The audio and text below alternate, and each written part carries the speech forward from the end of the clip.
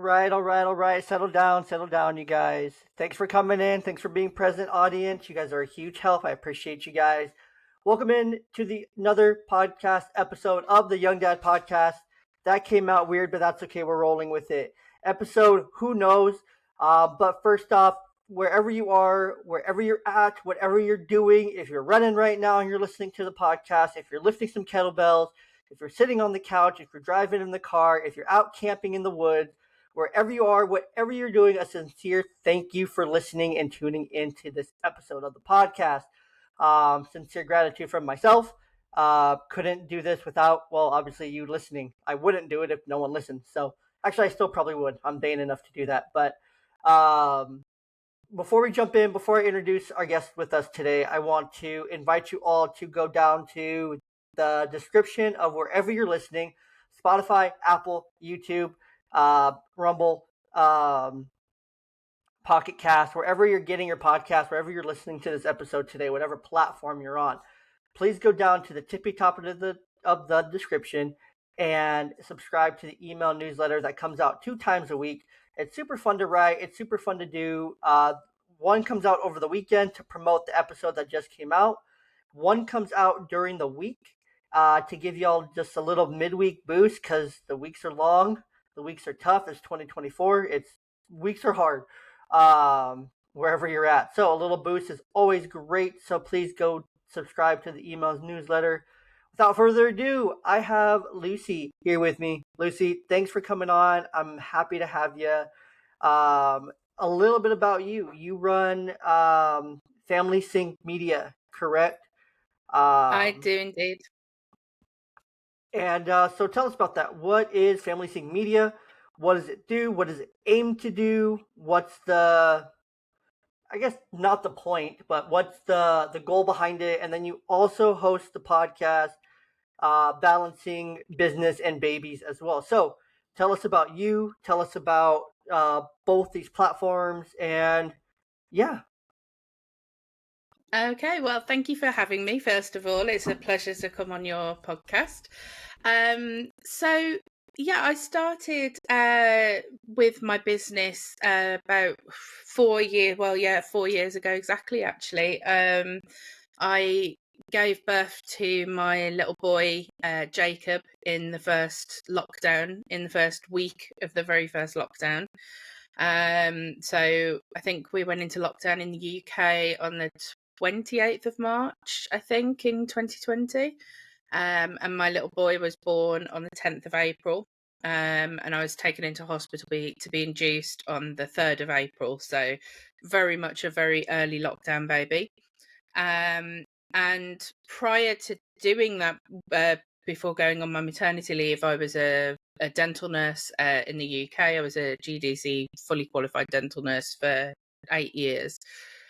And I kind of expected COVID, as a lot of people did, to have blown over by the time my maternity leave finished. Not that I had much of a maternity leave because I was locked down with everyone else. So it wasn't really like I had much of a maternity leave. And obviously by the time my maternity leave was coming to an end, lockdown hadn't gone away. COVID hadn't gone away. It was just getting worse. And I didn't feel comfortable going back into healthcare with COVID and then coming home to a new baby. My husband is a butcher, so he was already classified as a key worker, so he was already sort of going to work, and I didn't want to double that risk of coming home with bringing a virus into the house, basically. So I started looking around and thinking, well, what can I do? I need a job and I need some money coming in. We can't just solely rely on my husband's income. And I started going back over my previous job history. I'm 36 now. I was 32 when I had my little boy.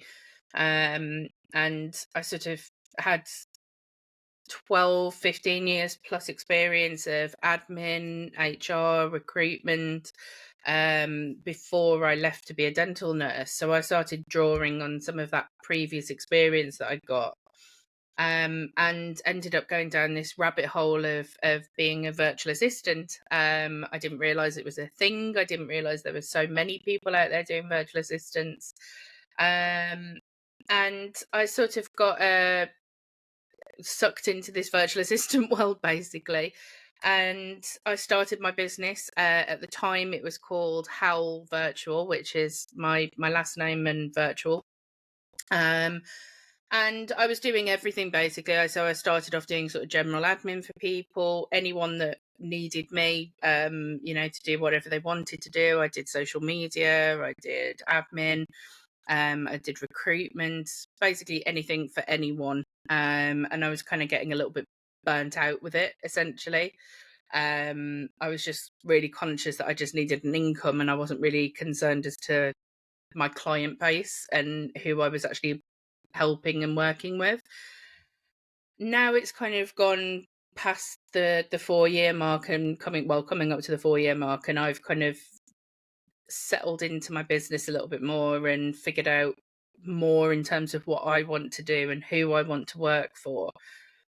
So I've rebranded quite recently, and the name FamilySync Media sort of came about.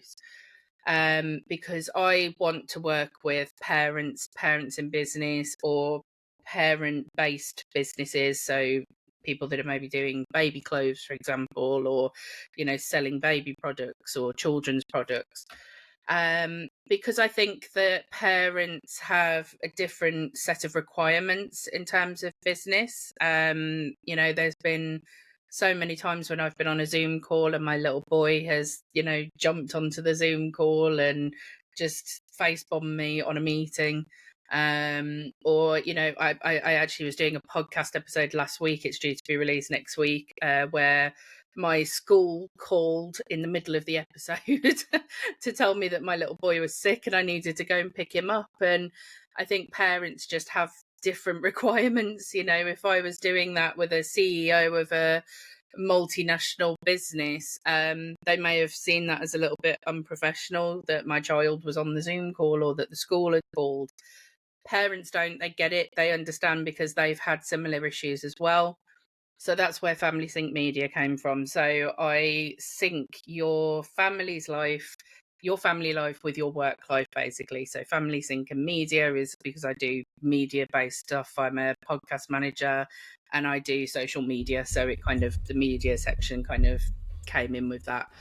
And then obviously I've got Balancing Business and Babies, which is the podcast that I run, which again ties in with the family thing. I speak to parents, various different parents, mums, dads, carers, grandparents, about how they juggle working and being a parent, basically. And yeah, I love doing the podcast. It's great. Very interesting. That's really cool. I think you're totally right. Parents just in general, we have unique schedules, unique needs versus our not our childless peers. Um, our childless peers definitely have more freedom when it comes to work and jobs, to where they can stay a little bit later. They can pick up shifts. They're not as constrained to the scheduled times, and trying to work within that.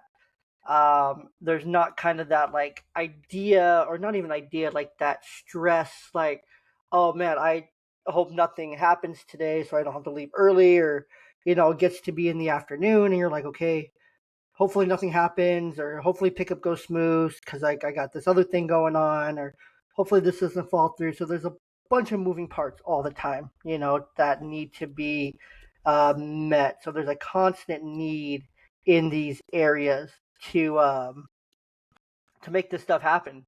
So I love that. The podcast. Tell us about the Balancing Babies in Business podcast. How did that come to life? Yeah, so I, as I said, I do. I trained in podcast management about 2 years ago now. So I trained to produce, launch, edit, and market podcasts.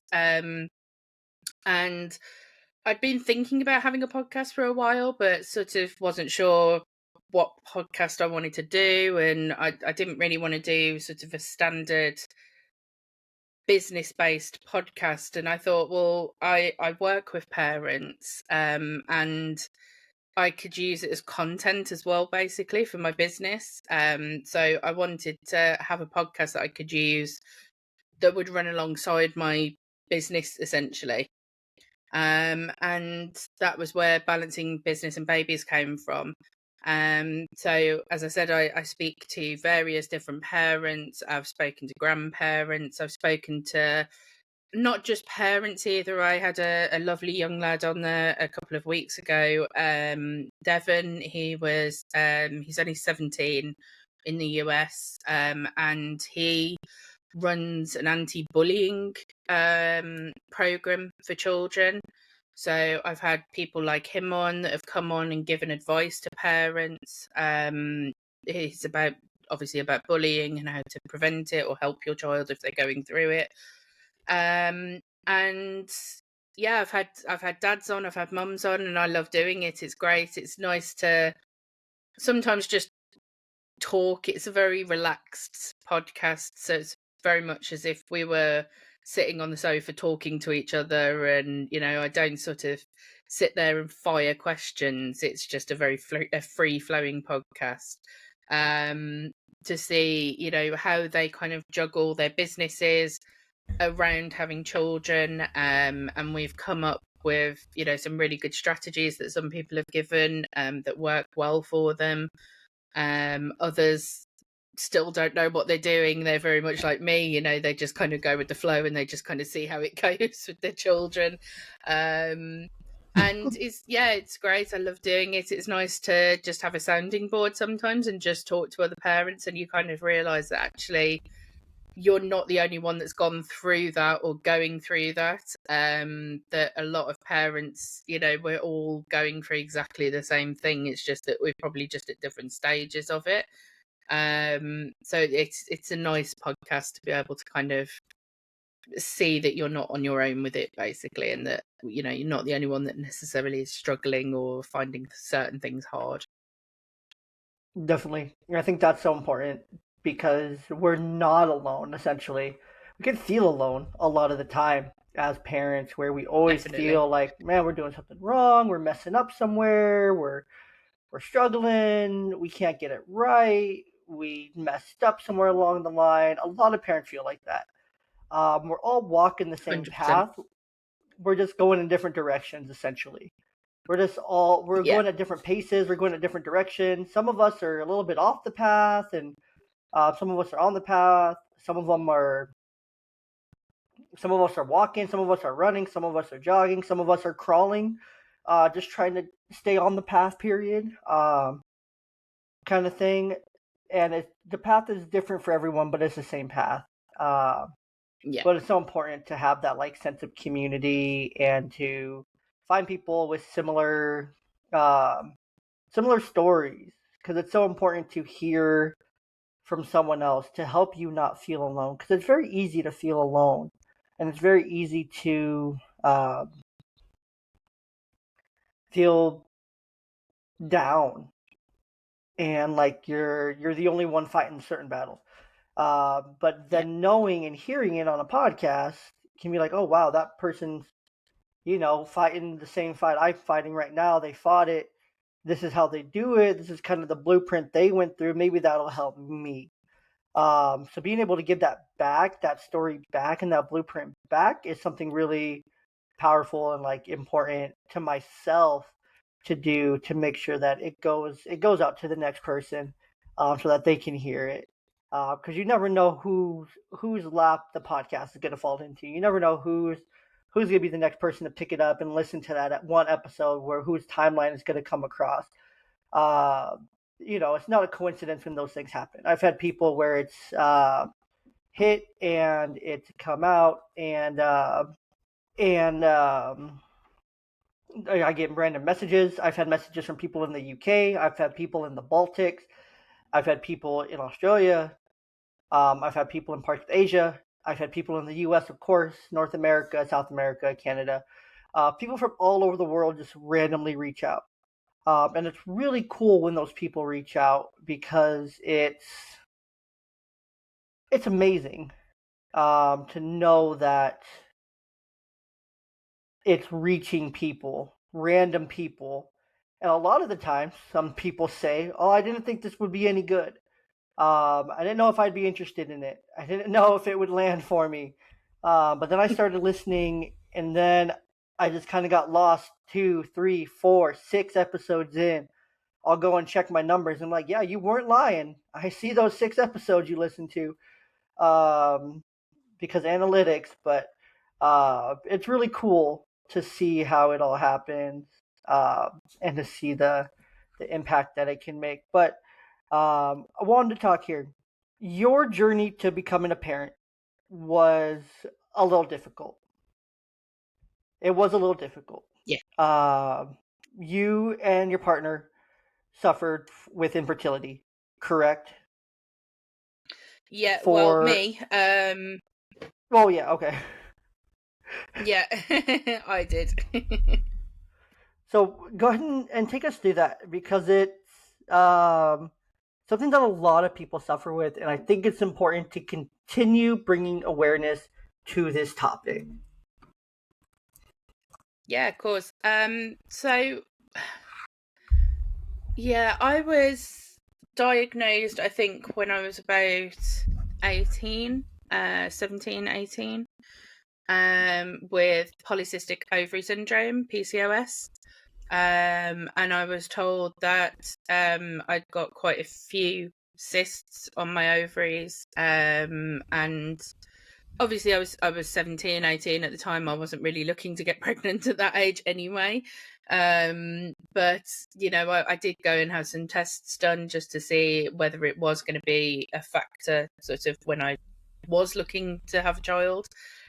And I had various tests done. I had something called a dye test, which is where they do they put a infrared dye, and they see whether everything's going where it should do, make sure there's no blockages, things like that. Everything was working, everything was going where it needed to be, but they said that I got what they call, I like to refer to it as a moniker, because it was referred to in that way on Friends, the TV show. She says that she's got an inhospitable environment, which is basically exactly what they said to me. They said that I could keep trying to get pregnant, but it was unlikely that even if I did catch and get pregnant, my body, because I've got autoimmune diseases as well, my body would probably think of it as a sort of like an infection or a bug or something along those lines, and my body would attack it and get rid of it, basically.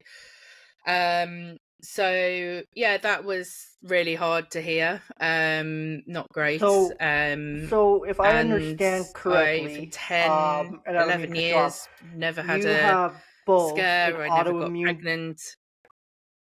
Yeah, so I've got multiple sort of autoimmune diseases. I had my thyroid removed when I was, I think 22, I think. I had my thyroid, I think you can see it there, my little scar. I had to have my thyroid completely removed, due to the autoimmune disease, which is called Graves' disease. Which basically my body attacks itself. It doesn't register that it fights healthy things in my body as well. So I've got a very overactive immune system rather than just fighting viruses and bacteria. My body fights healthy tissue and healthy organs as well. So obviously getting pregnant, it would see the cells, it would see the baby as, you know, an invader basically, and it would essentially attack it. And that was, like I say, really hard to hear. But I had 10 plus years of nothing, never had a pregnancy. So I just assumed it was never going to happen for me. And then I reconnected with my now husband. We were together at school. Well, he was 19, I was just turned 16. He was my very first boyfriend, and the love of my life, but we were very young, and you go your separate ways at that age. We'd been together for 2 years, and we sort of went to our separate ways, and then 15 odd years later we reconnected, and within 6 months of getting back together at the grand old age of 31, I got pregnant and had a completely healthy pregnancy. And yeah, my little boy is now coming up to 4 next month. We're 10th of April. So yeah, I'm very much a believer of, that just because you've been told something by the medical profession, it doesn't necessarily mean that that's always going to be the way for you, just because you're told that, you can't have children or you can't get pregnant. I think mindset and positivity is very important. And I think if you kind of let yourself get too sort of bogged down with the fact that you're never going to get pregnant and it's going to be difficult for you, I think it's going to impact on you as well.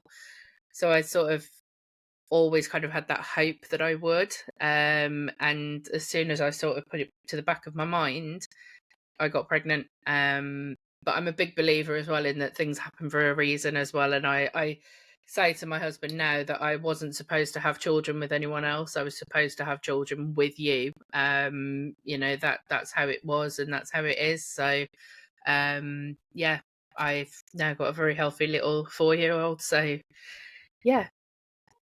It's a beautiful story. You cut out on my end. I don't think you cut out for the listeners, but you mentioned you had 10 something. Where you said you mentioned you had 10 miscarriages or 10 No, so something. 10 years of Oh, infertility. So oh yeah, my so god. I was like, yeah, oh my gosh, no what's that 10? miscarriages. Just really struggled with. I think it was about 10 to 12 years of struggling to get pregnant, basically, and never having any. I never got pregnant, as far as I'm aware, anyway. If I did, it was very early, and I, bypassed it as a normal period, I suppose, if anything did happen. But yeah, as far as I'm aware, I never had any miscarriages. But I got pregnant, Okay. and then first time was my little boy. Okay. I just heard 10 and then it cut out for half a second on my end. And I was like, what was those 10? Um, I got slightly worried there. So, with all that, um, how how did you how did you handle like the ups and downs of that like process? I'm sure it brought on a lot of different things. Mentally, physically, emotionally. How did you handle kind of those ups and downs throughout the 10-year span? Because I'm sure it was a lot to Yeah. try to deal with. Yeah, so when I was first diagnosed with PCOS and then having my thyroid removed, as I say, I was late teens, early 20s. So I wasn't really kind of looking to kind of get pregnant anyway. So I didn't really take too much of it in. But then when I started hitting my sort of mid 20s, and it's my sort of biological clock, I suppose, started kicking in, and I always knew that I wanted children, but it was difficult. I did struggle quite a lot with it. I was very lucky to have a very supportive mum.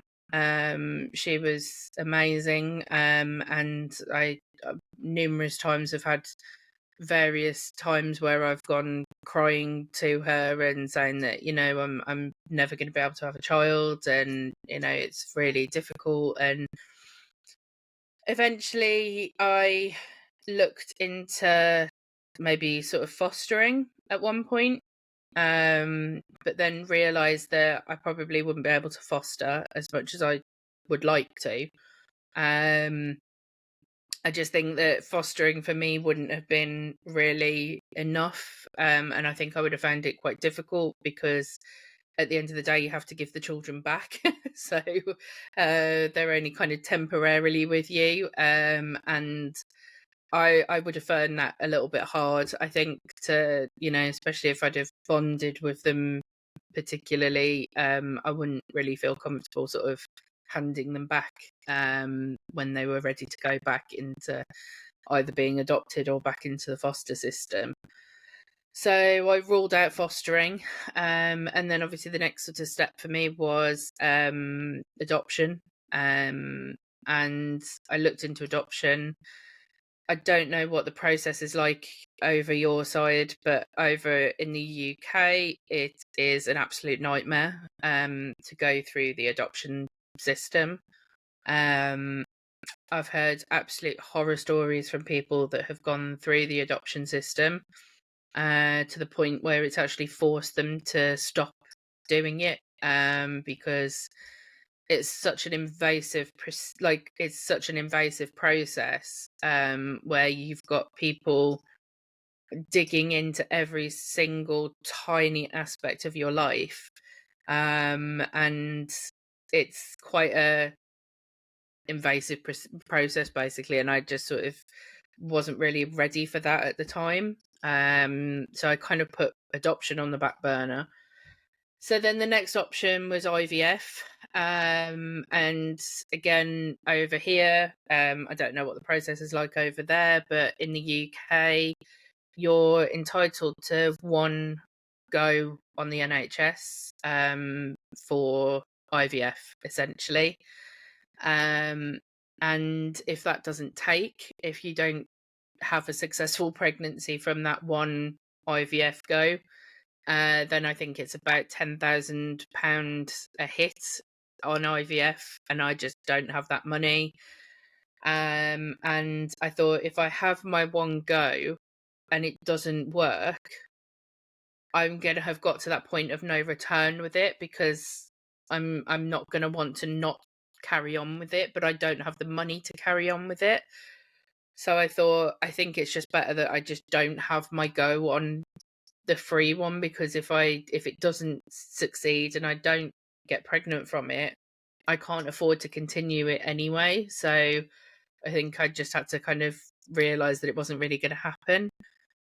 So I felt like a little bit like I'd kind of run out of options at that stage, and I just kind of accepted that it probably wasn't going to happen, and just made my peace with it, really.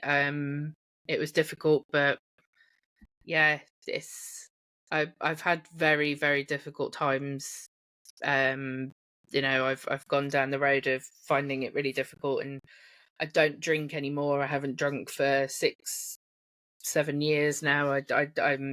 But I used to go out and binge drink a lot, and it was mainly because of that, because I was really struggling with it, feeling like I'm a failure as a woman, essentially, because the one thing that my body is supposed to be able to do and I can't do it. It's not a nice feeling, really, as a woman. You're supposed to be able to carry children and give birth to children, and I felt like my body had just sort of failed me completely. And it took a while to come to terms with that, but I did. And then, yeah, like I say, I'd sort of made my peace with it, and then I reconnected with my first ever boyfriend, and yeah, six months later I was pregnant, and we had a healthy little baby. So I'm very much of the opinion that he was supposed to be the one that I was supposed to have children with, that I wasn't supposed to have children with anyone else. And yeah, I'm very much of the belief that if it will happen, it's just you've got to kind of, I think the more that people struggle with it and the more that people kind of battle sort of internally with struggling with having children, I think that their body still kind of picks up on that kind of negative kind of energy, and makes it even harder and less likely. Like, there's so many stories. You can look anywhere on the internet about stories of people that have adopted and they've struggled for years and years and years, and then they adopt a child and then they get pregnant. And it's because I think they've kind of, once they've adopted, they've got what they wanted. They've had their child through the adoption system. So they've finally relaxed a little bit and they're finally not kind of thinking about it all the time. And their bodies just sort of naturally allow them to get pregnant. Then there's so many cases of it where that's happened.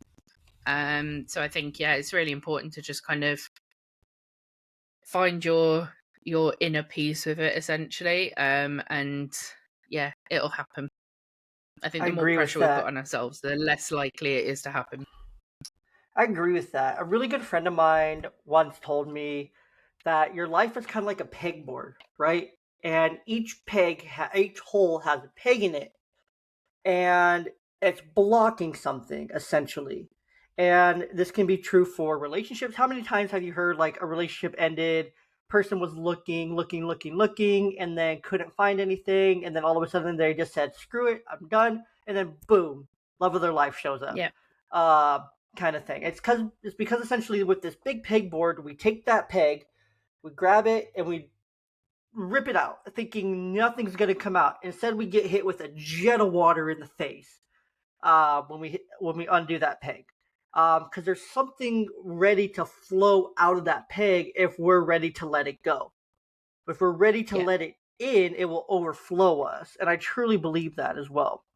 And a little bit about what you're saying there. The adoption process isn't any better here in the U.S., but I think it's a very easy fix, essentially. Couple looking to adopt or a person looking to adopt, they go through each level of a background check, criminal, civil, all the background checks that you can do. If all those come back clean, great. They have a home inspection and they have to meet a certain set of requirements, just like a foster parent would have to. You meet all the foster parent requirements, great. You can be a foster parent, you're a clean background, here's a fee you pay, bada bing, bada boom, adopted. Like, it shouldn't be this long, strenuous process that people literally go bankrupt over because there's so many kids in need, and yet at the same time, it's like a double negative, you know? It's like, well, we have all these kids in need, we need more couples to adopt. Oh, but not that couple. Not that person. No, not the person that will love that child unconditionally. No, not the gay couple that will be just an amazing set of phenomenal parents because all they want is to have that little baby. All they want is that little baby or that child, that 6-year-old, to love them, to nurture them, to give them just a beautiful home and a great upbringing. No, not them. Not them. Let's put them into the foster system. Let's make them a warden of the state. Let's make them a product of the system because it's easier here in the U.S. to make them a product of the system than to actually set them up for success. Because when you set children up for success, it sets that generation up for success, and we don't want that, essentially. My generation wants that here in the U.S. Older generations, those putting the laws into place in the systems, they don't want people to be successful. They don't want to place these children in successful homes because if they do, those people move up and they take their jobs. They push for reform. They push for things like that. It's better to keep people down than to bring them up. 100%. And it's a terrible, terrible, terrible thing that goes on in the U.S. So it's all essentially adoption political, or it can be tied to politics. It's not always. There's some great adoption stories I've heard. It can be successful. It has been successful. It is successful in many ways, shapes, and forms. But to get there is such a long, strenuous process, and it's definitely not okay. And easy reform, background checks, foster parent licensing, equivalency, and then just a chance, a chance. Yeah. If they're two good people and they have the home and they pass if they pass all the checks and everything like that, and then a judge rules on it, maybe you have to stand before a judge and say why. But that's that's just part of the process. You go through your background checks, you go through your foster parent licensing, and then you stand before a judge in family court saying, this is why we want to adopt a child. This is why we want to adopt this child per se. We meet all these things. Here's our case. This is why we'd be great foster parents. Judge says, okay, great. You can adopt a child. Here's your list. Have your pick. Have fun. Kind of thing. Versus the process we have now, which is so complicated. Like, there's a way to make it like a 2-3 month process. Like, and a judge sits on the court anyway, Monday through Friday. So just make Thursdays from 1 to 5 just all the adoption hearings, like for parents to become like ready to become adopted parents. Like, it's a very easy, simple process to fix. And I don't like that I'm the guy saying it, because it can be so simple. It can be so simple. Yes, will there still be people who just fake it till they make it? Absolutely.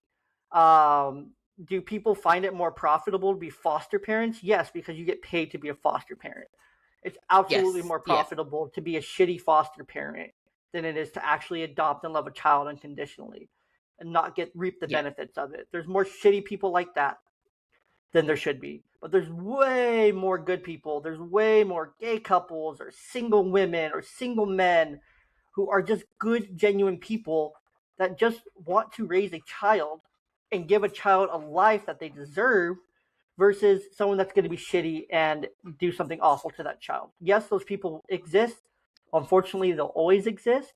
But there's 10 times more good than there is bad. I truly believe that.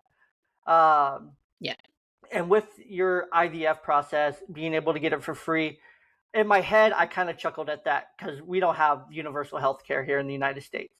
So that concept of like a free round of IVF, like, is mind-boggling, because that's thousands of dollars, like, per round of IVF. It takes so much work and effort to do that kind of thing, and it's rather successful here in the States in the right case scenario, but it can be super duper expensive, just period. So that's interesting. That's something that is part of the universal health care there in the UK. I think that's super interesting. It is.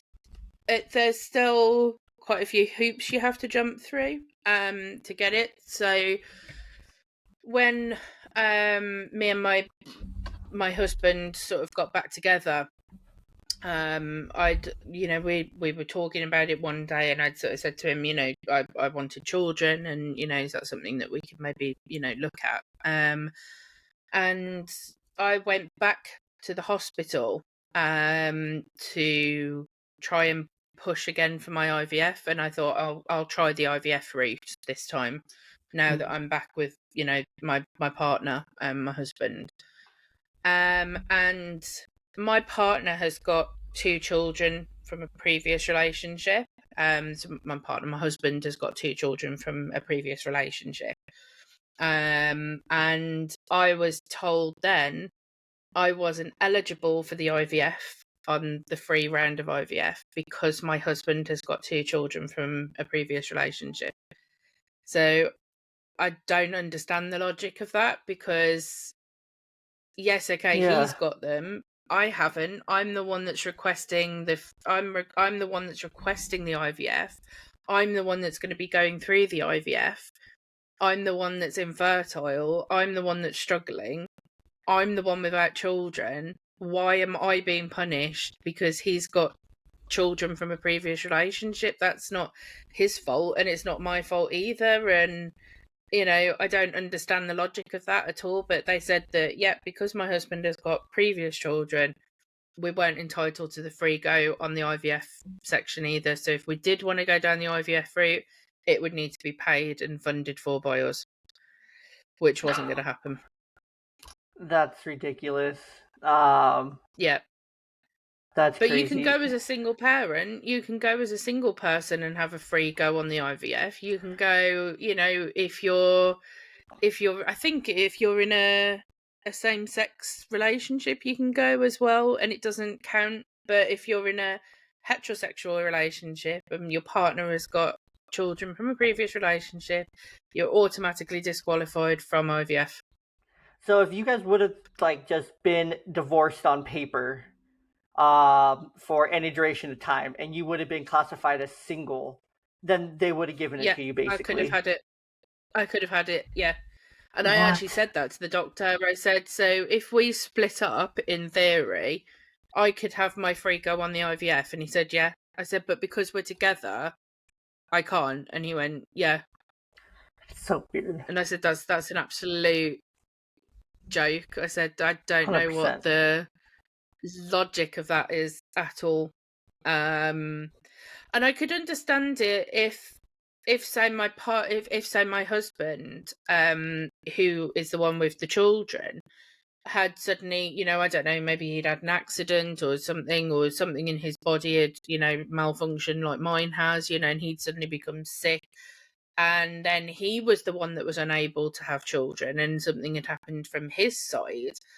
I could understand them turning around and saying, you can't go through any, treatments for, your sperm count or something along those lines. I could understand that because he has got children already. They would say, you've got children already.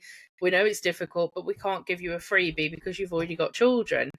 So I could understand that maybe a little bit, but for him to say that I wasn't entitled to the IVF when he's the one with the children didn't make sense to me at all, because there's no, just because he's got children, that doesn't impact me. They're not, obviously they're my stepchildren and I love them to pieces now, but they're not biologically my children. I'm still the one that's infertile. I'm still the one that's struggling. So I don't know what the logic is of that at all, but I was very lucky to get naturally pregnant. Unfortunately, I didn't have to fight it anymore, but I would have fought it. And I know there's a lot of people out there that are fighting that ruling on not being able to have the IVF because their partners have got, and there's so many people out there now that, especially my age as well. I was 31, 32 when I went in to go and ask about the IVF for the second time round when I got back with my husband.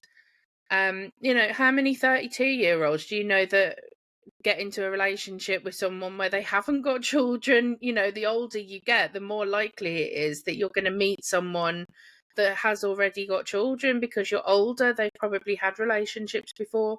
If it was an 18-year-old going in, yeah, chances are they may not have children because they're only 18, but a 30-plus-year-old, of course, they're going to probably meet someone that's got children. And I think for that ruling to be in place is ridiculous. So I know there are people out there that are fighting that ruling because it is a stupid rule. Yeah, because there's so many like what ifs, there's so many what ifs. What if you're 36 and you decided like kids weren't for you earlier in your life, or maybe you just hadn't met someone, or maybe you had been through trauma of some way, shape, or form, or maybe you decided kids weren't just for you at that time of life, and now you're at a place and now it's a little bit harder for you to get pregnant, and now you finally met someone and he has kids, and but you want to have one of your own naturally because, like, again, kind of like you said, and this is kind of like a good segue back to that, but like a lot of women, that's kind of what it sounds like multiple societies that are kind of westernized or things like that, like first world, all kind of agree with, like, and it shouldn't be that way, but that women are supposed, like, your value as a woman comes from what you bear, essentially the children that you bear. Like, if you can't do that, then what value do you have? And unfortunately, I feel like that's gonna come back really soon. I want to say within the next 10 years, that's going to be coming back because I want to say, like, at least in the US, like, more than like 40% of our population is expected to die within the next 15 years. Like that baby boomer generation is expected to die within the next like 10 years here.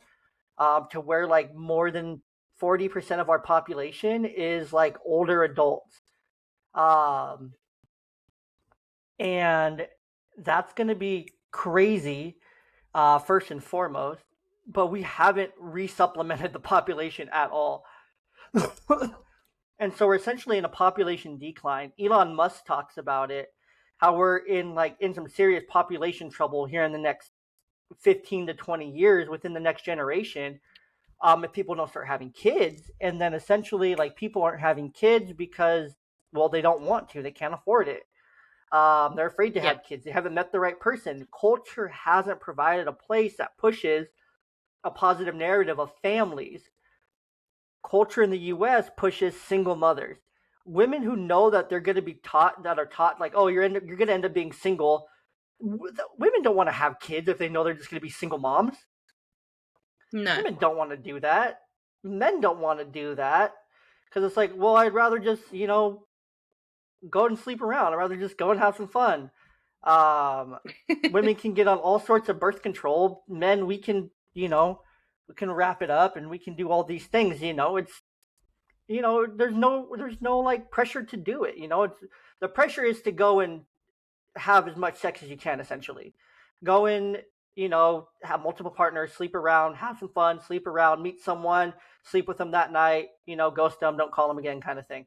The goal is not to actually come and have a real full-on relationship, to have a family, because the family narrative has been absolutely destroyed by, the non-secular world around it. Essentially, the non-religious world around it. We've really strayed from that in a lot of aspects. So it's definitely taken a toll on the family. So now we're looking at this population decline. Now we're looking at a lot of women who are just like, well, feminism, I don't have to have a kid and I can still girl boss my way up, kind of thing. But there's a lot more studies coming out now of women who are getting into their late 30s, early 40s, who have just girl bossed, that don't have kids, that aren't married, that are single, have just been sleeping around for the last 20 years, short-term relationships, multiple partners, multiple relationships, go out, get drunk, hook up with someone, go back home the next day, kind of thing. Those surveys and those studies are coming out to where these women just are filled with so much regret, to where they're like, man, I wish I would have done something different. I wish I would have settled down, early 30s and had a kid. I wish I would have, focused more on that versus where I am now, because now essentially I'm 42. I can't do that now. But, what those women would be great at? Those women would be great adoptive parents because they're mature, they're smart, they have their money together, they have their finance together, they own their homes, they're intelligent, they're successful, so they have all the things going for them. But guess what? They have to jump through so many hoops to get to that point. And they're like, this is pointless. I'm just going to, maybe go and find a man who has kids already and just be a stepmom, or,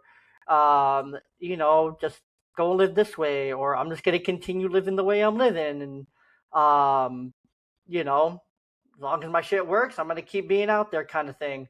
I'm 42, I'm 44, 45, still young, still hot. I'm just going to go and keep, sleeping with younger men, kind of thing. It's like a whole cycle, because there's so much defeat among women. And it's unfortunate because I have girls and I want them to have strong, loving families that they create, that they have in their future. I want them to have traditional families if that's what they want to have. But society's going to tell them no. So it's just, well, hopefully by that time, there'll be such a population crisis. They'll probably be paying women to have kids and whatnot and incentivizing it.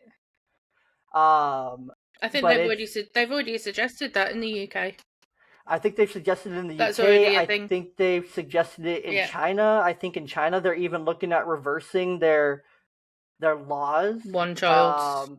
Their like 1 or 2 children laws. They're not killing babies anymore for being the wrong gender. Which is terrible. But the world knows that there's a population decline. We know that people are getting older. And there's going to be a lot of people. The population is going to shrink. I would assume that the population shrinks down.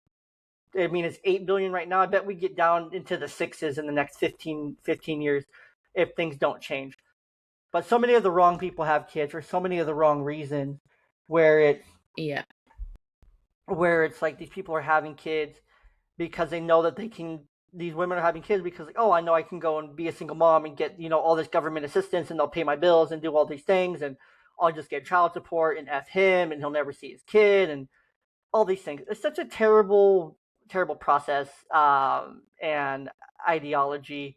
It's all messed up. It's all backwards. It's all backwards. The government Everything. should Yeah. incentivize the families to have children, to raise healthy children and support them, kind of thing. The child tax credit that we had during COVID, that was great for working families because it really helped during that time with young children to keep them fed, to keep them healthy, to keep them moving and things like that while we were struggling, with work and COVID and possibly missing time for work and having to do all this stuff and change jobs and all these things. It was a whole thing. That monthly tax credit was the best. It was great. The extra credits on taxes are fantastic. So there's some good things, but man, the systems that we have are broken, like hardcore Yeah. broken in the United States. And I'm sure it doesn't sound like it's too much different in the UK.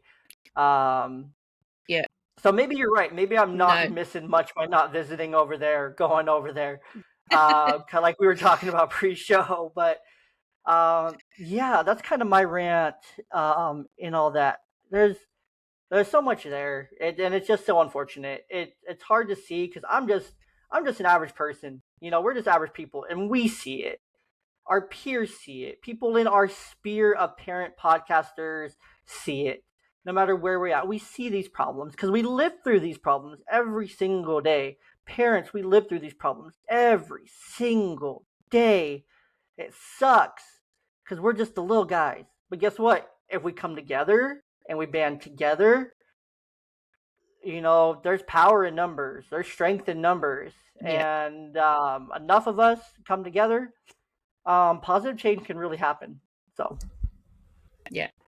No, I completely agree. But yeah, it's no better in the UK. In fact, I'd say to go so far, I don't know everything about the US, but the UK is in a mess at the moment, with quite a lot of things, and childcare, schooling, all of that is completely and utterly broken and falling apart. We're not allowed to take our children out of school in term times. We get fined if we do for a holiday. They're just putting the fine up again now. I think in a couple of months that's going up again.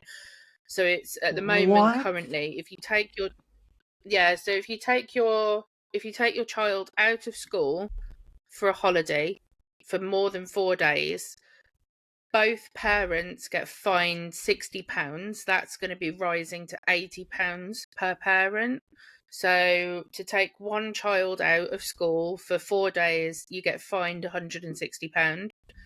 And if you don't pay that £160 within, I think, a month, so 28 days, then it shoots up to £2,500.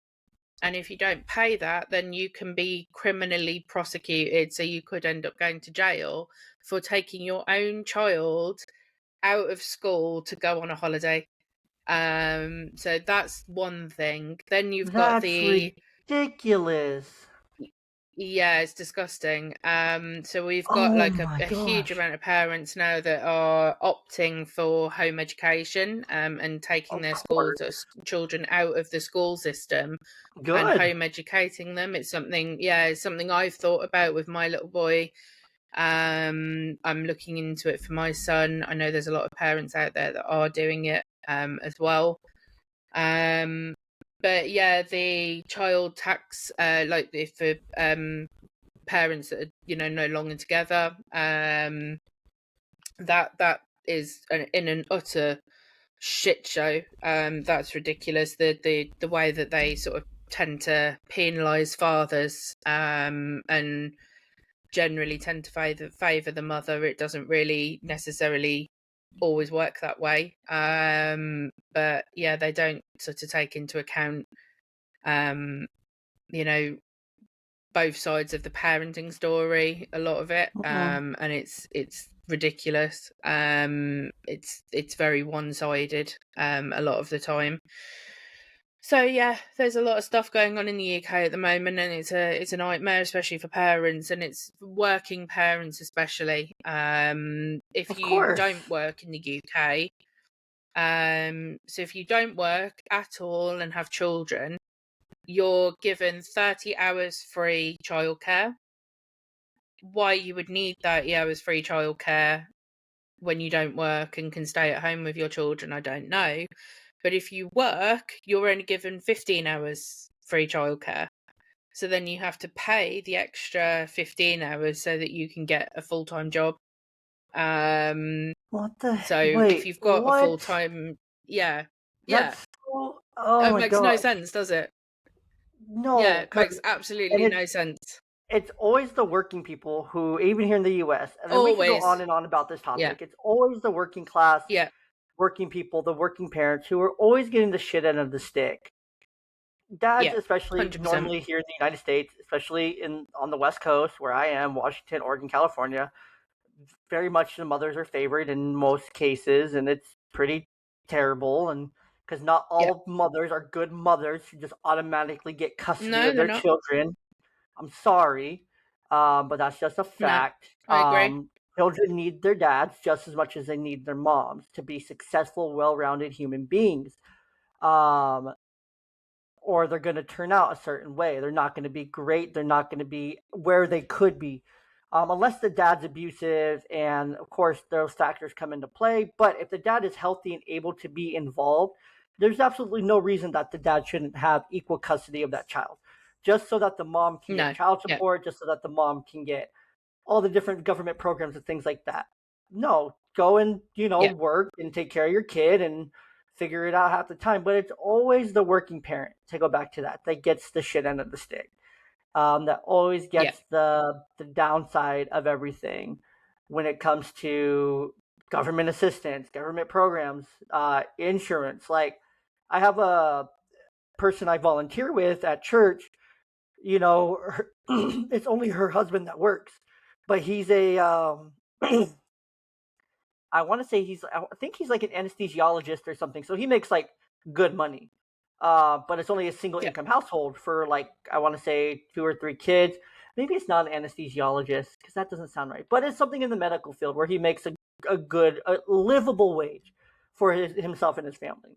Is stuff tight? Yeah. But they make it work. But they also have a daughter who's on the spectrum who has really big behaviors. But and she needs a specialized program. I work in said program. It's a mental health program. It's an intensive outpatient therapy program, but she can't access it because they can't get on state insurance because they make too much. And the only way that our program accepts insurance is if it's a state insurance. Um, so it's always the working parents that are always getting the shit end of the stick here. Um, and I could rant on and on about this process. I could rant on and on about the courts. If you want to hear me do that, if you haven't already, go back and listen to episode Who Knows Whatever with Farewell Mr. Nice Guy. Him and I went for 2 hours, 2 hours talking about the system, talking about courts, talking about reform, talking about child support. It was absolutely fantastic. My man, Mr. Nice Guy, is so incredible. It was such a great conversation. 2 hours of just gold. Um, but nonetheless, we don't have time for that today. I got to get going with my kids. I'm sure you got to get going on with your day there. Lots of family syncing to do over there on that end. But the point is, working Definitely. families always get the shit end of the stick. It's not fun. Before Yeah. we wrap up here, I want to give a shout out to. I'm going to wrap us up here real quick, and then I'll give you a closing word. 2 shout outs here. First, to Forefathers polos, Forefathers clothing, Forefathers brand. This amazing polo that I'm wearing is one of the amazing polos from Forefathers. As you can tell, it's very light, very great material, very breathable, very just professional looking at the same time, very fun. Great for the office, great for outside, great for at an event, start a conversation. Forefathers Clothing, FOREFATHERS. You can get 20% off with my discount code. Link is in my link tree. And then second off, our second message of today's show is going to be the June app. That's JOONAPP. The June app is great if your child is struggling with behavior, habits, routines, and you need to help them establish so. The June app helps them by giving them a game that kids love mixed with habits, responsibility, and all those things that you want them to create. Essentially, what they do in the June app is you assign them tasks on the parent version of the app, assign them tasks for their daily routine, Monday through Sunday, whatever or however you shape your week. Every day you can give them different tasks. Every day you can give them the same task.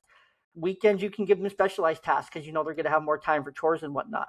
They do their task, they check their task off when they completed it, and then they essentially the task goes to you to review, and then you can double verify, and then they earn the coins, and then with the coins they can go and play games, explore the world, buy stuff for their little pets that they have to take care of. Their pets are called doters, but essentially they're Tamagotchis, but modern Tamagotchis, which are really fun for kids. They build these habits up, and it's reinforced essentially by that. So it's really fun. It's really cool. It's really interactive. Great community as well over on Facebook. You can get the June app for absolutely free. That's JOON. It's like a little dragon-looking blue app with a white symbol. Absolutely for free. And then you can use my code YNGDAD.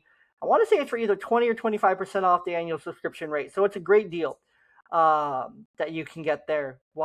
YNGDAD for that 20 or 25% off. I want to say it's 25, but I'm pretty sure it's 20, but I'm also not sure. And you can find all that information down in the description of the episode. So with that, that's the business.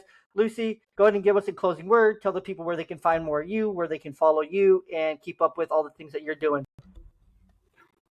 Okay, so I am on all of the social media platforms: TikTok, LinkedIn, Instagram, pretty much all of them, Pinterest. And my handle on all of them is at FamilySync Media. So family and then sync is SYNC Media. And you can email me on lucy@familysyncmedia.com. And my website is www.familysyncmedia.com as well. So yeah, FamilySync Media. And go check out the Balancing Business and Babies podcast as well. And yeah, it's lovely to have been on the show. It's been great. Thank you. It was so fun. Thank you so much for the conversation today.